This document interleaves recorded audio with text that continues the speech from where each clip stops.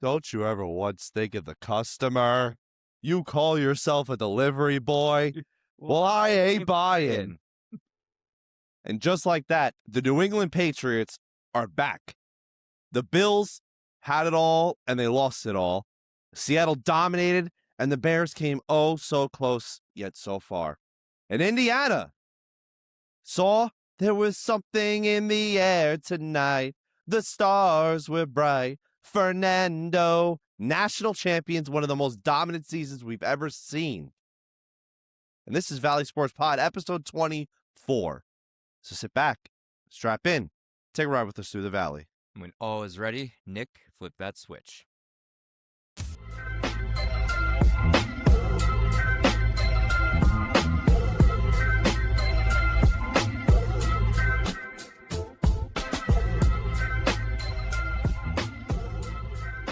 What is happening, everyone? Welcome back to Valley Sports Pod, episode 24.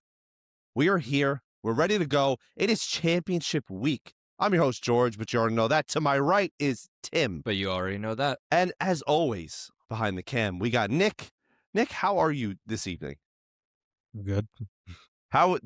Let's start off, before we jump into Championship Sunday, I want to, since the last thing that happened, it is currently Tuesday, and the Indiana Hoosiers are national champions for the first time, the biggest turnaround in college football history, probably one of the greatest teams we've ever seen, all led by the eventual number one overall pick, Fernando Mendoza. Nick, what did you think about the game last night? It was fun. I thought it was going to get out of hand at first. Miami kept it close. I was very surprised. I thought they were going to destroy them. Yeah, no, so I was like, they're not capitalizing on any opportunities, blah, blah, blah, but they made it a game. It was a great game. But they actually did have a shot to win on the final drive. It was just Carson Beck, the super senior, threw it away. That's also one thing that I will say about this game is that we shouldn't have guys. I understand injuries happen and all that stuff. That's my biggest pet peeve about college. Like, it gets to a point. Carson Beck, and he's still not in the NFL or whatever. It's like Tyler Shuck. A Brandon Whedon situation. I mean, the only difference is Brandon Whedon played baseball. And he wasn't very good. Nah, he still went. Didn't he go in like the third? He went in the first round, but everyone, the Browns took him. Yes, I remember the Browns. So everyone laughed at him for that. As my computer is being stupid. It was like his sophomore year, and he's like, "I'm 30." Yeah, literally. And then his first start, you know what happened? He was getting ready to warm up, and they did the thing where they run out for the national anthem with the flags, and he got caught on the field under the flag. His first game. That's just setting the tone. That's your career in a nutshell. But I digress. Indiana, national champions. Take a bow, Fernando Mendoza. Take a bow, Curt Cignetti. Probably one of the best coaching careers we've ever seen already. Soon, maybe a couple of years, we'll make that jump to the NFL because famously he said before this season, they asked him about what are you going to do when you get to this program, this and that. He goes, I win. Google me. So, guy's a winner. And he just proved it by taking a team no one in a billion years expected to win it all and dominated everyone. future Jets head coach. Then that's where his winning comes to an end. If Curt Cignetti becomes the Jets head coach, that's where he'll stop winning somehow. I think there might just be a big curse around the Jets. Join the club. But once again, congrats to Indiana. And before we get to our championship series, I just wanted to say, as one of the three creators of Valley Sports Pod, pay attention to all our videos. Our best videos are when we keep it under a certain amount of time. So we are actually going to be faster than the $12 haircut going forward. Barring unless we have a guest, we're going to keep it to the 25, 40-minute range. So you're here with us hanging out and talking sports and all that jazz. And let's jump right in. Championship Sunday.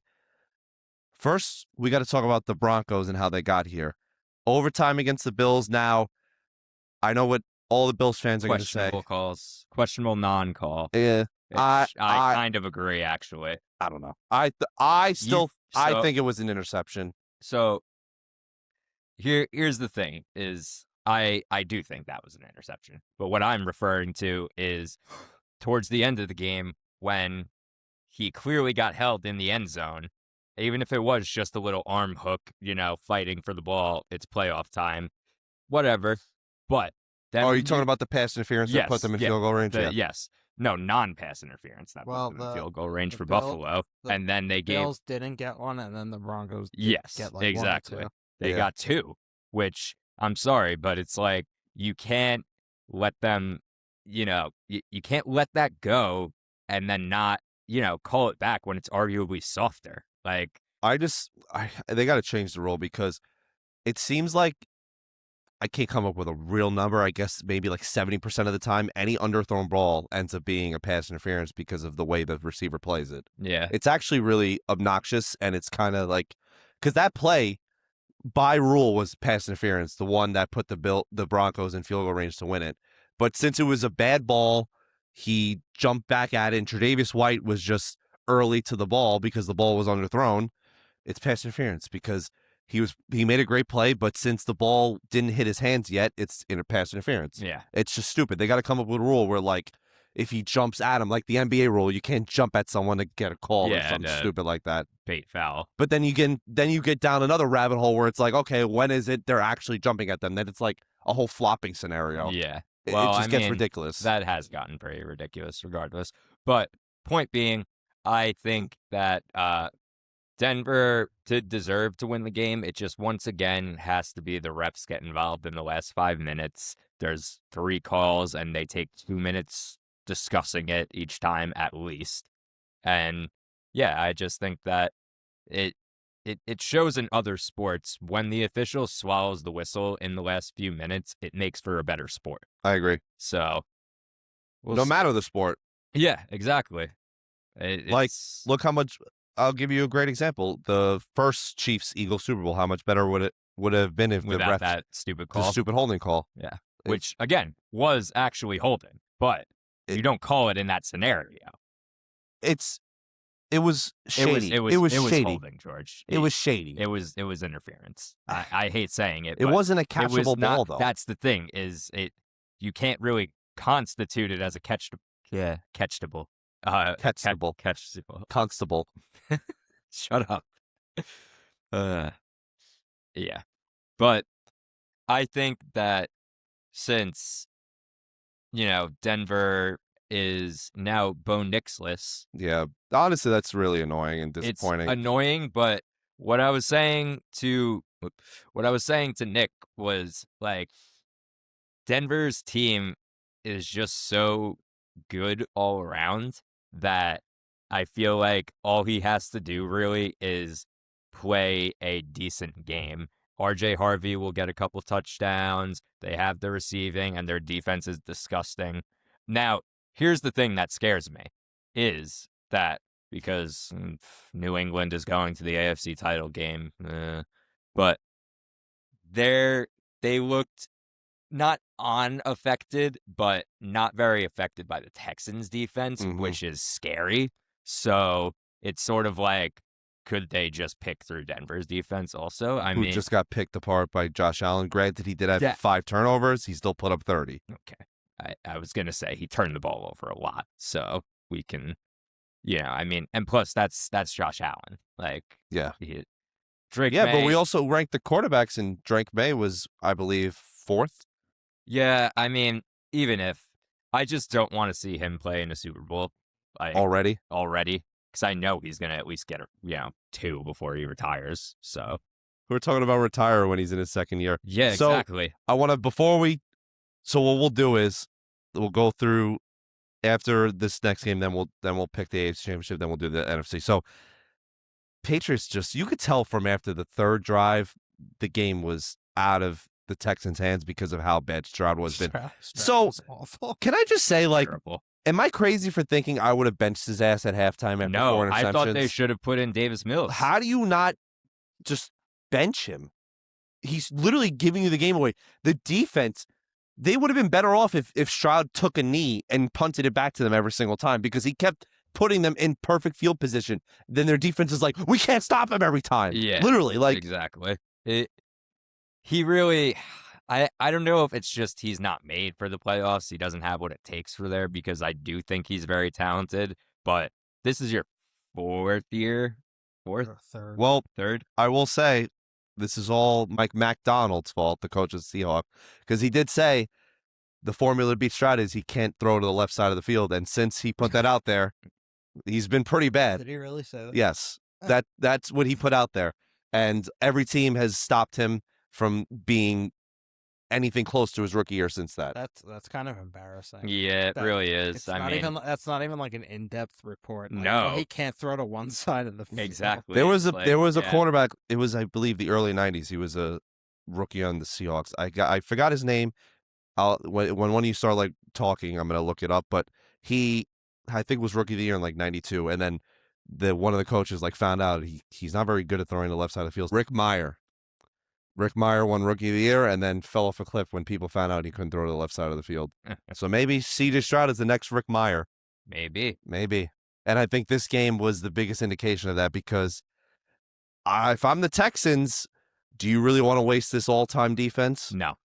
I think it might be time to start looking around, shopping around. I don't know if they're gonna do that though, because I just feel like they're gonna find a way to be like, well, the offensive line didn't play super well this year. It's almost like what we were saying with if Harbaugh managed to keep his job with the Ravens, where it'd be like, oh, well, Lamar was hurt a lot this year. Yeah, like make the excuse because they are still sold on C.J. Stroud. Mm-hmm. They should not be sold. No, they shouldn't be after these playoffs. I think they kept him in to be like, to George's point, like, oh, you're our guy. Like, maybe he'll turn it around. And obviously, I think benching him, if they benched him at halftime, it would have been the nail in the coffin in his Texan career. I don't think there was ever going back to him after that. I don't know about that. If they benched him and Davis Mills came back and won that game, if Davis Mills won the game, yeah, he's starting next week. Yeah. Or this week, or whatever you want to call it. Yeah. But that's enough for the Texans. Texans get pretty much, even though it was only a 12-point game, it felt like a 30-point game. Well, Patriots were in control most of the game. Anytime they got close to being, starting to make like a comeback, Stroud turned it over. Yeah, pretty much. He had some really, really bad reads. It was pretty sad to watch. But congrats to the Patriots. Now, Pretty sad. we're going to fly right by this game because I was completely wrong. Seattle at home destroyed the Niners. I thought the Niners were going to keep it close and maybe somehow squeak out a win because of just how great of a coach Shanahan was. Before this game, he never lost in the wild card of the divisional round. He finally got his first loss after all these years. Sam Darnold, Rashid Shaheed blowing up the stadium right away. The crowd was in a frenzy after that kickoff return touchdown. Took him anytime. And Seattle will go back to the NFC Championship for the first time since 2015. Against the Packers when they won. Seattle's defense is terrifying. Yeah, man. I'm basking in my glory. Like, bask in his glory. No. Sam Darnold had like what, 124 yards? I mean, Kenneth Walker, man. He didn't need to do anything. Yeah, which, speaking of, just for my fantasy team's sake, not like I was going to do anything this year. Well, to play devil's advocate, he's in his fourth year now? Yes. And every year before this year, he never played more than 10 games. This year, he finally did. Yeah. And they split him, and now they gave him everything in the playoffs. Well, now they have to because Charbonnet's done for the year. Yeah, but I think this was their plan all along, to unleash him, because he's always had the talent to be top 8. He is disgusting. I think he's a very, very, very good running back. Yes, versatile. Yes. Why do you always pick 8? The top 8? Because he's not in the top 5. I did that last week with But, Flacco. He was probably top 8. I know, and you did that with Trevor Lawrence the week before. I'd probably put him in the because top 8. I don't think he's top 5, but he's do a video series top 8. Yeah, top 8. It shouldn't be top 5. The top 8s. But Seattle destroys the Niners at home, and the game of the weekend almost went to double overtime. We haven't seen one of those in a while. The Bears laid it all on the line at home in a snow globe. Incredible game. Caleb, overall in the playoffs, was That's all we have to say. There's a reason why I ranked him in the bottom 3 of the playoff quarterbacks left, because that was a great play he made, but he ran back. Only maybe 2 other quarterbacks in this league make that play, is Josh Allen and maybe Mahomes. Let's just say also it's like maybe a quarterback in a certain year of their career could make that throw. Yes. Like, it gave me flashbacks to when in the divisional round in, I believe it was 2015. Rodgers. Yeah, Rodgers Yep. rolling away and then just like, yeah. He also was behind the 50-yard line. Yeah, that was crazy. But Caleb made some phenomenal plays, phenomenal throws, but he also did make some bad plays, which is why they lost the game. DJ Moore ran a lazy route in overtime, and Stafford made the throws he needed to make. And Stafford, like I've been saying all year long, is the guy you want behind center if you want to go and win this game. He's that guy. He's the minute they threw that interception, I was like, it was game over. Yeah, it was game over. There's no way he's not getting them into field exactly. position. And the problem with the Bears is now you guys had a great season. You were playing with house money, but that's a game you got to win. And you're going to look back at this game in like 2-3 years and be like, man, if Caleb didn't throw that interception, maybe. Because take a look at your division rivals. They were up 17 at halftime against the Niners, and they're still haunted by that because they haven't been back since. Because you have to understand how hard this league is. A guy like Tom Brady made it seem like it's easy to win a Super Bowl. It's really not. In my 25 years plus of watching, the Giants have been in the playoffs, 5 times, maybe 6 times? I got to get that off the top of my head, but where I'm conscious, they made the Super Bowl twice. This kid, Jets have made the playoffs less than 4 times, AFC Championship twice. It's not easy. So, Bears fans, congrats on your amazing season, but temper your expectations because it's only going to get harder. That's all I'm going to say. Because Caleb really got to get his accuracy going. Yeah. His accuracy's in like the low 50s, which is not ideal. Yeah, I mean, I don't know. I think it was an incredible play he made. I didn't really think they were going to win that game, the entirety of the game. I always thought that LA was going to pull it out at the end or something like that. I did not expect Caleb to throw that touchdown. Like that was what made me be like, well, now I kind of want them to win. Yeah. This was the one game in the whole weekend where I was rooting for either team to win, and I was disappointed in one of the teams losing. Yeah, I agree. But once again, congrats Rams, congrats Bears on your amazing season. You got great things to come, but again, the NFL is very hard to win. So I would honestly let DJ Moore walk, trade him or whatever. I don't even know if he's a free agent this year. Move on because it seems like O'Dunn's and Luther Burden the third. Yeah, are your guys, and Loveland's elite. And Caleb will be fine, but he just got to work on that accuracy. Anything to add on your wild card pick of the year, Nick? It was a good season for them. I think now they have the one thing that I think is underappreciated is now they have the weight of expectations, and that can fold the team. Yep, definitely. Like if you go, it's easier to go in as a Cinderella story, and you have no pressure, and no one expects you to win anything, and then all of a sudden you run the gambit and go deep. But then you have that next season where now all of a sudden everyone's expecting that again, and it's like happened. Doesn't always happen. I was gonna say it's similar. I mean, like not similar, but to the Jets making the 2 AFC title games and then us being like, all right, I mean, third time has to be the charm and stuff. And then they sucked that year. They gave you the false hope that they won a few games that, looked like they could make the playoffs. But I mean, even look at the Giants. They made the playoffs in 2022 and they thought it was going to get better. And then the next season they re-signed Jones.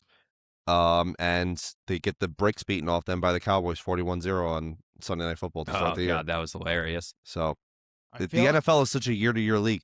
It's such a year-to-year league to the point where the freaking Cardinals can come out of nowhere next year and make the playoffs. Like, that's how weird the NFL is.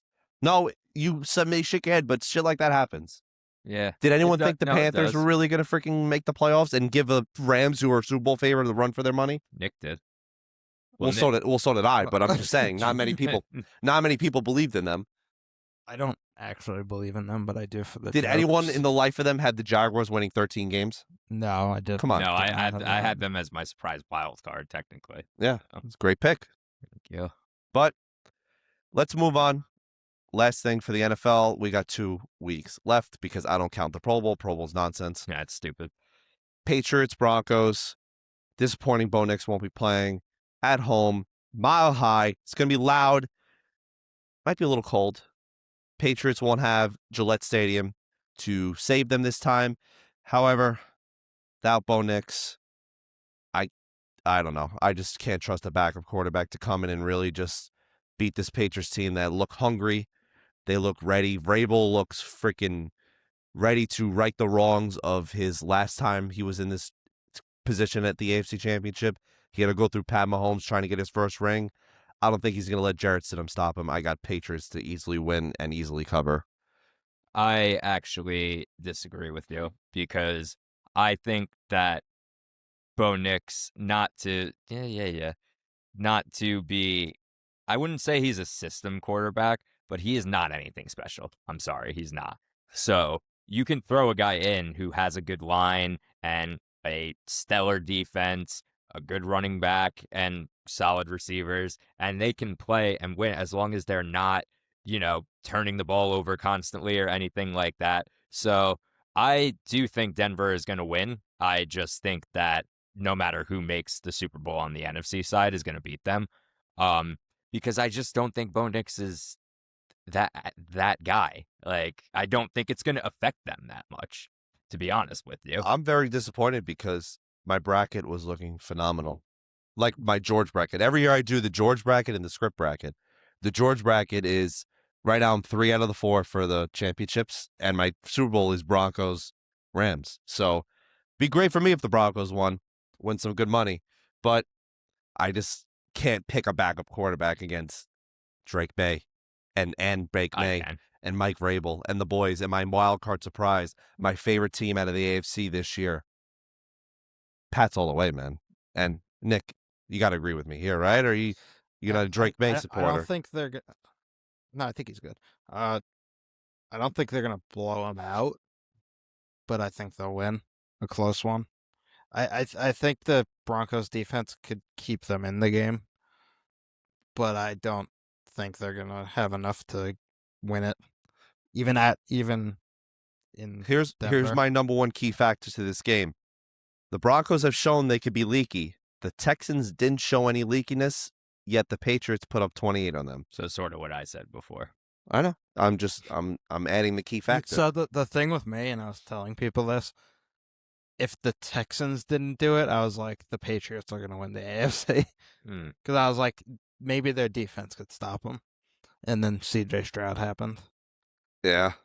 And for those of you out there, there's no such thing as a Mickey Mouse Super Bowl, so don't even try and call this that.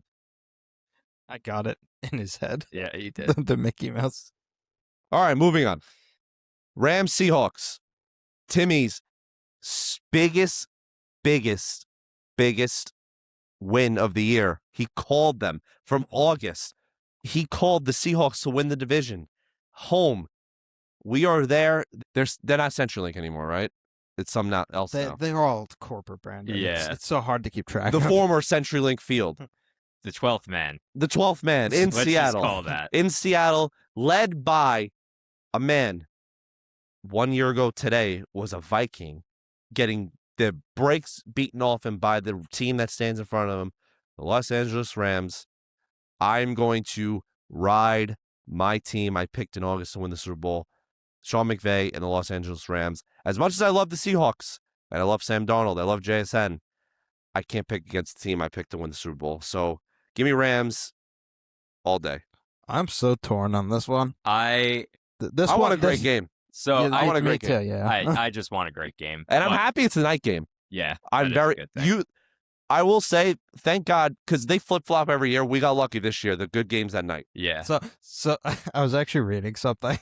Someone was like, what are the odds that after Patrick Mahomes gets eliminated and the Chiefs get eliminated, the playoffs are great again? And someone goes, yeah, when's the last time that happened? And they said before Patrick Mahomes was in the playoffs, and Chiefs fans were livid. Like, when's the last time that happened? When did they start their run? 2018-ish? 2018 was with Mahomes. Yeah, but they were in the playoffs the year before. Yeah, the response was like, when's the last time a playoffs this good happened? And it was like before 2018.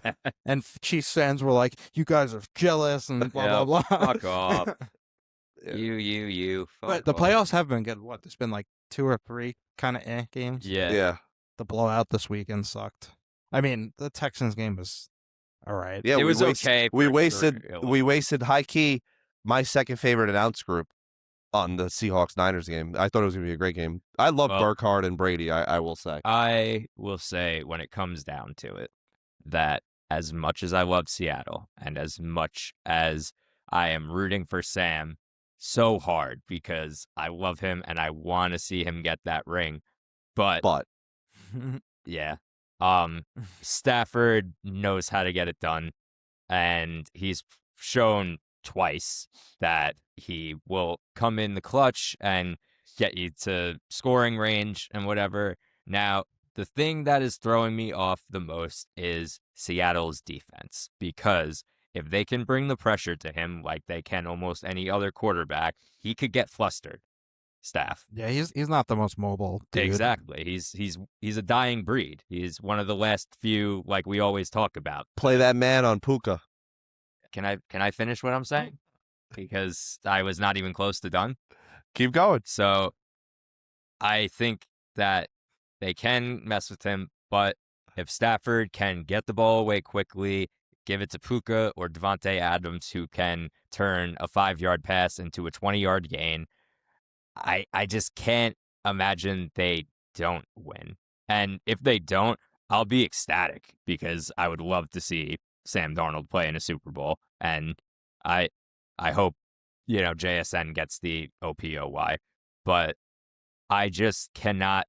This is the Rams' year. This is the Rams' year. And Stafford is going to ride off into the sunset. Hopefully, if he wins the ring, I would like to think that he would hang it up. But I'm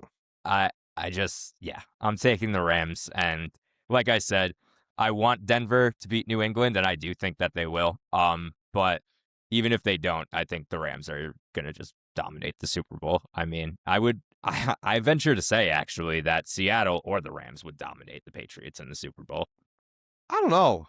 I I think it'd be a close game. feel like it'd be hard to dominate. I don't think the Pats have, Patriots. the Pats haven't been dominated at all. They're Shit, too well coached. Yeah, They're too well coached. They're a great defense. I don't see them losing by more than like 14, maybe, because at the end. Dude, that's a pretty big deficit. No, I'm saying I don't see them losing by more than 2 scores in any scenario, the Patriots. Yeah, I know. I know I sound like I'm on my knees for them. Yeah, you are. But it's just people are annoying because of who they played and their schedule. The schedule. Drake, the schedule may, but it's just like at the end of the day, you play who's in front of you. And they still had a couple of good wins. And last week, they just dropped 28 on a defense that was letting up 11 points per game. All right, yeah. I think it's a little late to be calling the Or- Patriots frauds, if Or anyone is. if you want to be precise, their offense dropped 21. Whatever. To be fair, I think the Rams are going to win, but that Seattle defense is terrifying. Yeah, it's scary. But I do think the Rams will. Gotta- I think it'll be like a last drive wins kind of game. Which I'd be fine with. I really would be fine with either winner. The Like- first game was the defensive battle. The second game was the offensive battle. We'll see what this game is. The field goal battle. Maybe. You never know. What I want to say is play man on Puka. Who's our boy on the Seahawks that you sent video? The offensive lineman? James something. Is he still starting? Yeah, of course. That's awesome. Maybe I want them to win yeah. just because of The him. worst lineman in history winning a Super Bowl. Wait, what?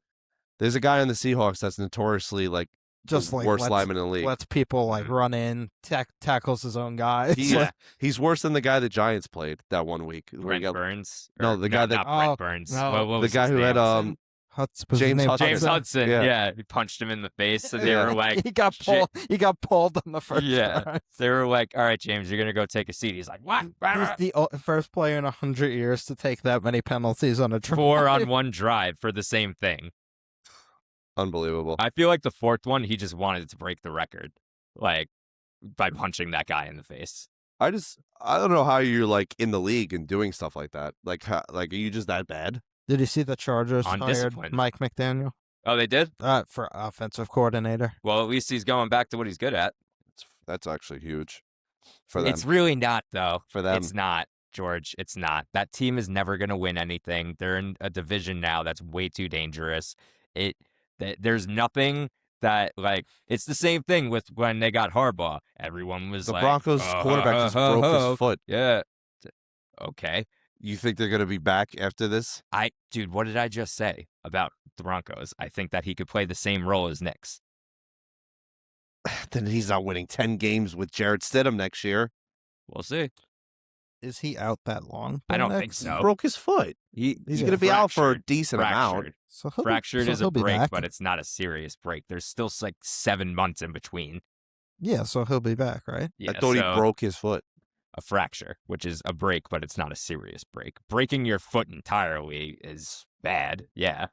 I'm But so confused what side you're on now, Timmy. Because you're saying Bo Nix is hurt and arguing that the division is harder. what? Are No, whatever, I'm saying whatever. Bo Nix is going to be back. Whatever. by then. I don't care. I Yeah, just yeah. said that I think Stedman can play don't the care. same I role kinda- as he. Okay. I'm saying something. I just dude. want to rant about the Knicks. I don't care. Well, I feel like you care about the Knicks. I do care about the Knicks, but motherfucker won't let me talk. So, good luck to all the teams this weekend for the championship weekend. And I just want to talk about the Knicks before we finish up and wrap up. And the Rangers, the 2 MSG clowns. How about the Mets? We'll keep it in Well, MSG. We'll get to cover baseball. that very We'll get to quickly. baseball another time. Which you want to start with, the Knicks and the Rangers? I You just want- think, why don't you choose? Because you seem to be choosing everything today. Start with the Knicks. The Knicks are officially shopping Karl Anthony Towns. As they should. And apparently the players are not They hate him. happy with Brown either. They hate Brown and they hate Cass. So I didn't see what happened. He hugged Draymond Green after he technical fouled someone. Who, Mike Brown? Yes, and apparently the Knicks were not pleased with that, Don't blame them. according to You know insiders. why? The issue with this guy is because he's too focused on being cool with the players. He's too focused on being their friend. It's crazy. George and Timmy said months ago this hiring was going to be terrible. Yep. We said it on the prepisodes. And again, I can't wait to rewatch those videos and see how right we were, because I said it. They will regress. I didn't think it'd be this bad. I think we just need. I think the big thing is they need Cat off the team. I think he brings down everyone's morale. I think that everybody hates him at this point, because you could at least say for a while, like, he'll give us like 30 and he'll hit those threes and blah, blah, blah. He's airballing basic shots now. And every time he's on the court and he misses something, somebody is rolling their eyes because they're like, this guy fucking sucks. He's Has he been that bad this year? yeah, I this haven't- specifically these last like 10 to 12 games. So like the games they've been slumping. yeah, 'Cause he's- they've lost 9 of the last 11. yeah. And it's not even like a players thing, because the Celtics are 4th in the East right now. There's no excuse. But If you know the what I mean. Knicks don't make the playoffs, it's going to be catastrophic. Yeah, Yeah. because it's just going to circle back to, you know what I said? I said the other day to my dad is, remember when we had Stoudemire, Landry Fields, Gallinari, Wilson Chandler, Raymond Felton, all those guys, we got something going, and then they gutted the entire roster for Melo. So now, when we get something going with Randall, DiVincenzo, and the Nova guys, we trade them for a soft, pansy-ass guy who can't play defense, is massively inconsistent with scoring. Like, the thing is like, who are you even going to get for him now? Is the real question. I want to say, though, I would rather I would, if they could get Walker Kessler from the Utah Jazz, that would be my ideal trade, because So- we're not going to get Vucevic, and we're not, obviously Giannis is not a thing. Triple J. I like him. I mean, I do, but I just feel like they also were talking about the what was his name? Franz. Yes, yeah, Wagner? Franz Wagner, which I would also I would like that. So my thing is that Only Franz. you shit talk the Randall trade, but like Randall wasn't always that great in the playoffs with us, though. That's the He thing. wasn't, but you can. I said run it back another year with Randall with him being healthy. We didn't get to because see, we didn't get to see Yeah. the full team. exactly. Even though last year we went to the conference final, I think our team the year before was better. Oh, it was way better. Overall. I mean, it was also more likable because they were, they connected with blue-collar people. DiVincenzo was hitting like 8 threes a game. Like, yeah, it he was hit ridiculous. 11 in one of them. They were like the scrappy team. Exactly. They had the 90s grit to them. And now it's like load management this, load management that. And like Michael Jordan said, what are you doing the other 21 hours of the day? That, like, I'm not even asking them to play the full, 3 hours that it takes to finish a game. But, like, Mitchell Robinson, dude, like, let him play more than 15 minutes. They baby him so much. And I get it because he gets injured a lot. He gets injured a lot. I understand. But at the same time, I'm like, you're not having a big man out there who's doing anything except him. Yeah, I agree. They're in a downward spiral, and they're slowly turning into, I could see a bad trade coming. I don't even know about bad trade because I think they're going to just try to get Cat off the roster. I just see the whole Melo situation happening all over again, where we had our good year last year, and now it's just going to be slowly dwindling. And I'd hate that. I'd hate that to be the thing because I love basketball, and I was so happy that, it's back in New York and everything. But it's not looking good right now. Like, yeah, with Thibodeau, we were stable, and now it's just kind of. I feel like how I was in the early 2010s and the late 2000s. It's kind of like depressing. Exactly. And the thing is like, if they were to fire Mike Brown, which I don't think they're going to do this year because they put way too much. They'd be admitting defeat already. Yeah, they put way too Dolan's much. too much of an egomaniac. Dolan's an asshole. No, don't say that. You'll be banned from MSG. If yeah, this you're goes right. Viral. Actually, I won't be able to go back. Oh yeah, he'll find this video and ban you forever. I'll get to keep $500 that way. But yeah, I mean that's basically it. I'm very frustrated with them, and I am boycotting until a trade is made. Yeah, I don't blame you. And now their neighbors at MSG, for the first time now, I don't know if this has happened before. Any hockey fans or any other sports teams, let me know in the comments. For the first time, the letter part 2 came out. The Rangers officially declared they're tanking. Almost no one other team needs to write letters. I don't know why the Rangers keep doing. After this episode, I'm going to do my due diligence like I always do. I'm going to find out if any other teams have ever done this in the history of sports. I've never seen a team do it twice in a 10-year span. I've seen it done like the Lightning kind of did maybe it to after season ticket holders. After that 62 win season and they got swept. They wrote by the Jackets, right? Yeah. They wrote like some weird thing, but like then they won 2 cups. First of all, the Rangers, everyone knows what they need to do. No one needed a letter to confirm it. I don't understand it. It's just like ousting all of them in public. Yeah, like they're making the point. And obviously that I think too is to be like, we're hearing all offers and everything. But at the same time, it's like, how do you expect your team to go out there and play their best after you literally just said everybody is available? And we've said this before. You got gifted another. Now it's early, but Igor's probably on the Hall of Fame path because of how great he is. You got gifted another one, and you're wasting him again. Like, how do you do that? And Nick's shaking his head over there, but to be fair, I think it's the right thing to do, but I know it's the right thing to do, but it's crazy to me how they got another great one. They went from Lundqvist. We didn't think it'd get any better, and we got someone that's like doing production close to what it was, and not giving him a defense and only a couple of years of relevancy, and it's awful. Yeah, now 2 conference championship appearances. One of them was a scrappy team playing with house money. One of them went against the best team in the playoffs and should have been Stanley Cup champions. But if the Panthers didn't exist, the Rangers would have been.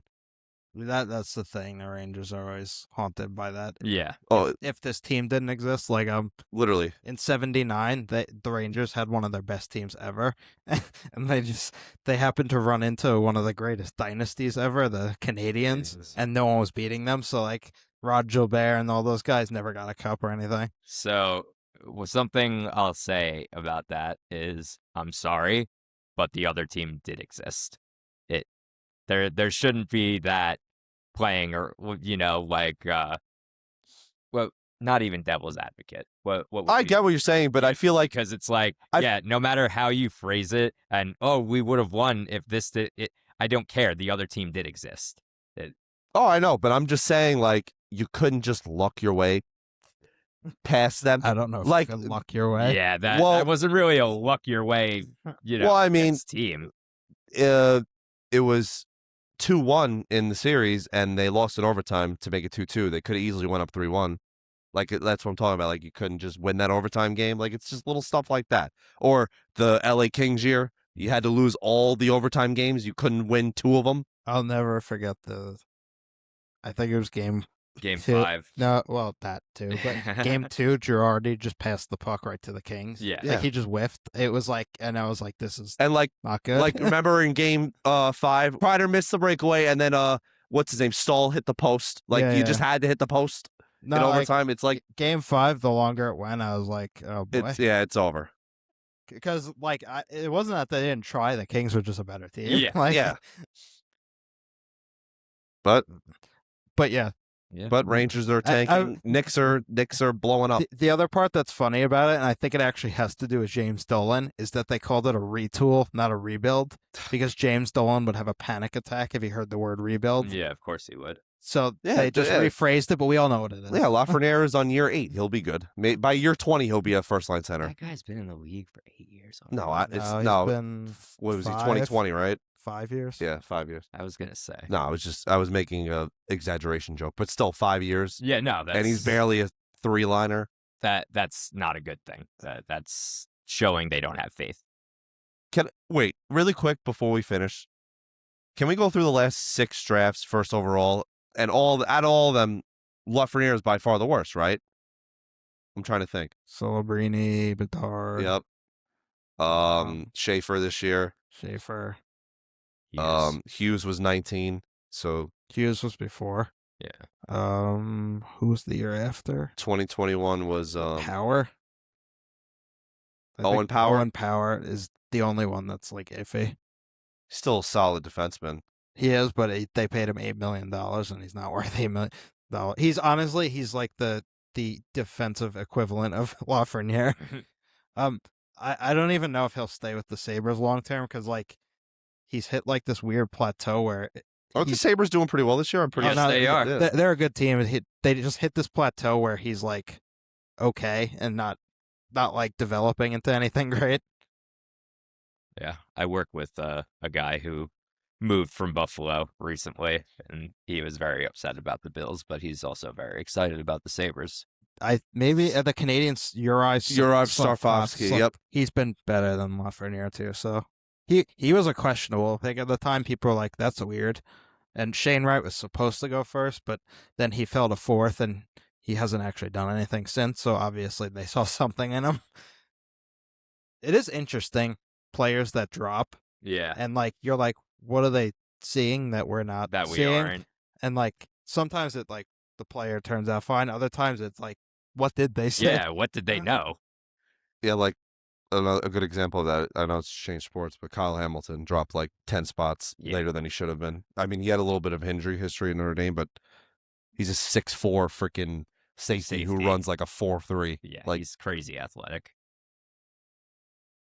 But with that being said, again, stealing my lines, but it's weird not having to do the pepper picks at the end because I'm so used to it. Championship weekend is here. My favorite weekend of the NFL season, I will say. Unfortunately, only one of the games I'm looking forward to. And let's go Patriots. Let's go Rams. Those are my picks. Love them, hate them, fade them. With that being said, till next time. There will be that next time. This is George from ValleySportsPod giving you 189 Dive. That's a wrap. Episode 24 in the books. The one and only Kobe Bryant episode. Can't do anyone else. Did you do that for 8 too? I don't think I was doing no. this. I don't think I was doing this gimmick for that. Yes, we were. We did. Wait, I think we did do that for 8. Oh, so I'll go back and check out past Jordan, see what he did. Yeah, and then edit in. But the Kobe Bryant episode in the books. We are 2 weeks away from NFL being done already.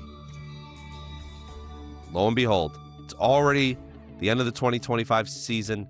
It's 2026, and John Harbaugh is the coach of my New York Giants. Thank you, thank you, thank you.